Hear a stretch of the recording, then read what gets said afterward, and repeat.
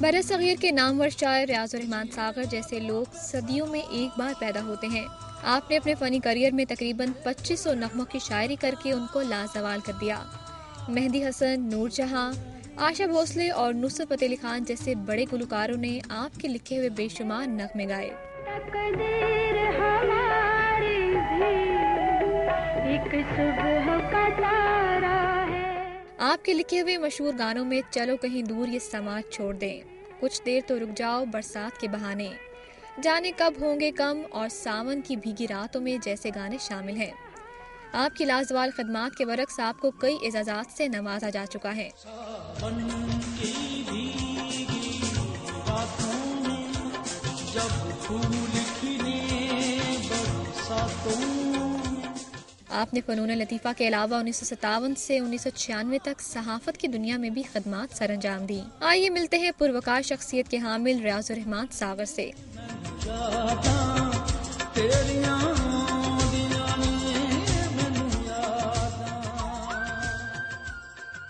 Welcome back ناظرین، package آپ نے دیکھا۔ ہمارے ساتھ اس وقت موجود ہیں میرے خیال میں one of the most senior persons we have with us, کسی تعارف کے محتاج نہیں ہے، ان کی جتنی بھی تعریف کی جائے کم ہے، جو ان کی کنٹریبیوشن رہی ہے۔ پیکج بھی آپ نے دیکھا ہے، میرے پاس الفاظ نہیں ہیں ان کی تعریف کرنے کے لیے۔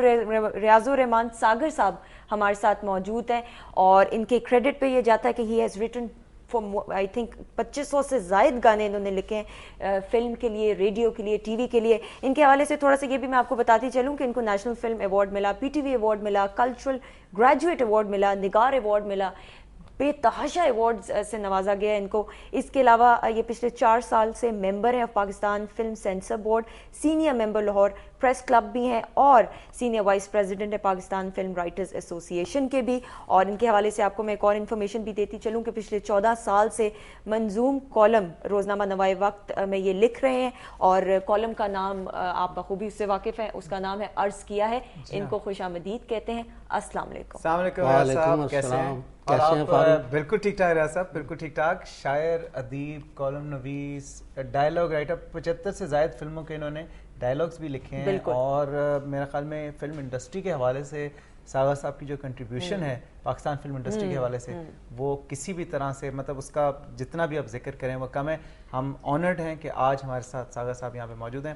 ساغر صاحب آپ ٹھیک ٹھاک ہیں، خیریت سے ہیں؟ میں بالکل ٹھیک ہوں۔ ساغر صاحب آپ ایک لکھاری ہیں، ایک رائٹر ہیں، ادیب ہیں، آپ شاعر ہیں، کالم نویس ہیں، اور آج کل جو حالات چل رہے ہیں وہ بڑے سینسٹیو ہیں، آپ کو معلوم ہے، سیلاب کی تباہ کاریاں، پھر کراچی میں جو جانیں ضائع ہو رہی ہیں، دہشت گردی کے واقعات، کل صفت غیور صاحب کی شہادت ہوئی، اور پنجاب میں بھی سیلاب نے تباہی مچائی ہوئی ہے۔ آپ پہ رائٹرز پہ تو اس کا بہت سینسٹیو ہوتے ہیں، ان پہ زیادہ افیکٹ ہوتا ہے۔ آپ کی رائٹنگز میں، آپ کے مضامین میں، آپ کی شاعری میں یقیناً اس کا کوئی نہ کوئی ٹچ افیکٹ آیا ہوگا۔ میں سب سے پہلے چاہوں گا کہ آغاز ہم اس طرح سے کریں کہ جو اگر آپ کا کوئی تازہ کلام ہے یا تازہ آپ نے مضمون اس پہ لکھا ہے، میں چاہوں گا وہ شیئر کریں۔ مجھے خوشی ہے کہ آپ نے آغاز یہاں سے کیا کہ ہم اپنے موجودہ زخم کرے دیں۔ میں تھوڑا سا ریکارڈ درست کر دوں۔ فلو میں کہہ دیا گیا کہ گزشتہ 4 سال سے میں سینسر بورڈ کا ممبر ہوں۔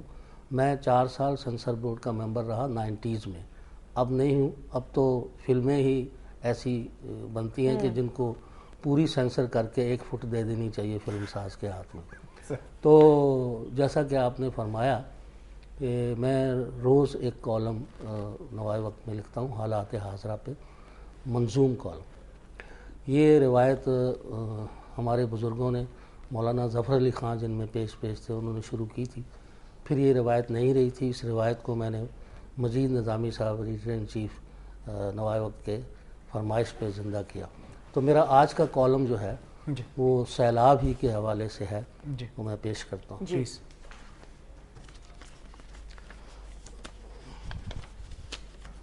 اور میں یہ ناظرین کو بتاتی چلوں کہ آپ بھی کال ان کرنا چاہیں یا مور دین ویلکم، ساغر صاحب بھی موجود ہیں، موجودہ صورتحال کے حوالے سے ہم بات چیت کریں، یو کین آلویز کال ان۔ جی، اس کا عنوان ہے ہنستی آنکھیں روتی آنکھیں۔ پچھلی رات کے تارے بنے ہمارے آنسو، پچھلی رات کے تارے بنے ہمارے آنسو، ٹوٹ ٹوٹ کر برس رہے ہیں سارے آنسو. تاریکی میں درد بٹانے کون آئے گا, تاریکی میں درد بٹانے کون آئے گا, سیل رواں میں بہہ گئے سب بیچارے آنسو.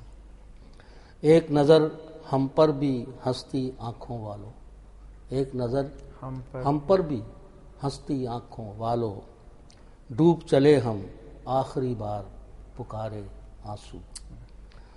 زندہ آنکھوں میں بھی ایک دن ہم آئیں گے, زندہ آنکھوں میں بھی ایک دن ہم آئیں گے, اور بہیں گے بن کر صرف تمہارے آنسو. بے حس لوگو تم نے ہم پر ترس نہ کھایا, بے حس لوگو تم نے ہم پر ترس نہ کھایا, تم بھی بہاؤ بیٹھے ندی کنارے آنسو.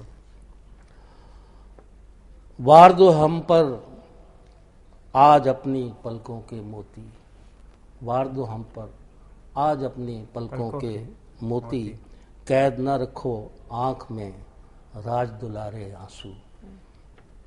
چھوڑ چلے جو روتی آنکھوں میں دنیا کو, چھوڑ چلے جو روتی آنکھیں ہم دنیا میں, چھوڑ چلے جو روتی آنکھیں ہم دنیا میں, پیارو پیار سے پوچھ تو ان کے پیارے آنسو. ہنستی آنکھیں ایک دن پتھر ہو جائیں گی, ہنستی آنکھیں ایک دن پتھر ہو جائیں گی, روتی آنکھوں کے جو نہ تم نے مارے آنسو. سارے آنسو ایک دن تم پر برس پڑیں گے, سارے آنسو ایک دن تم پر برس پڑیں گے, بن جائیں گے پھر سیلاب کے دھارے آنسو. ڈیموں کی بنیادوں میں انہیں جم جانے دو, ڈیموں کی بنیادوں میں انہیں جم جانے دو, تاکہ دیکھیں ایک دن سبز نظارے آنسو. جعلی ڈگری ثابت ہو تو رو پڑتے ہو, جعلی ڈگری ثابت ہو تو رو پڑتے ہو, لاوارث لاشوں پہ کیوں نہیں وارے آنسو. دل کی میل کو درد کے آنسو دھو دیتے ہیں, دل کی میل کو درد کے آنسو دھو دیتے ہیں, خون جگر میں کاش کوئی تو اتارے آنسو.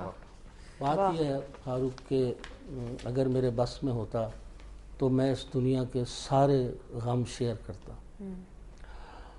میں نے کشمیر کو بھی ذہن میں رکھا, فلسطین کو بھی ذہن میں رکھا, اور ان سب لوگوں کو جو دنیا میں درد کے مارے ہوئے ہیں, مظالم کا شکار, ان کے لیے میں نے ایک گیت لکھا تھا, جانے کب ہوں گے کم اس دنیا کے غم. استاد نصرت فتح علی خان صاحب نے اسے گایا تھا.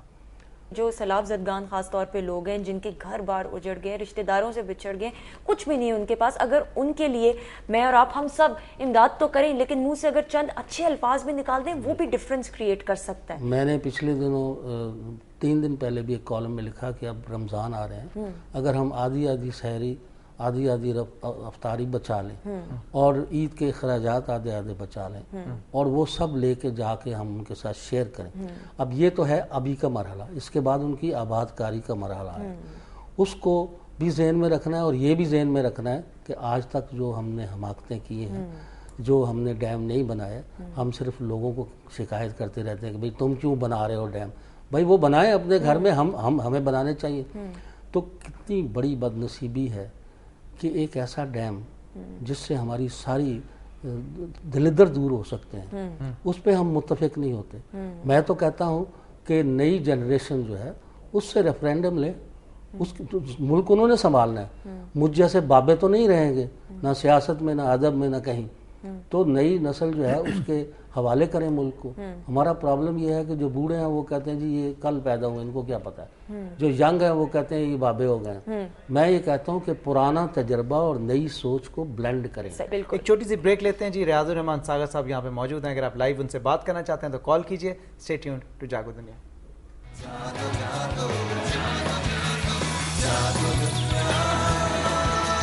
جاگو جاگو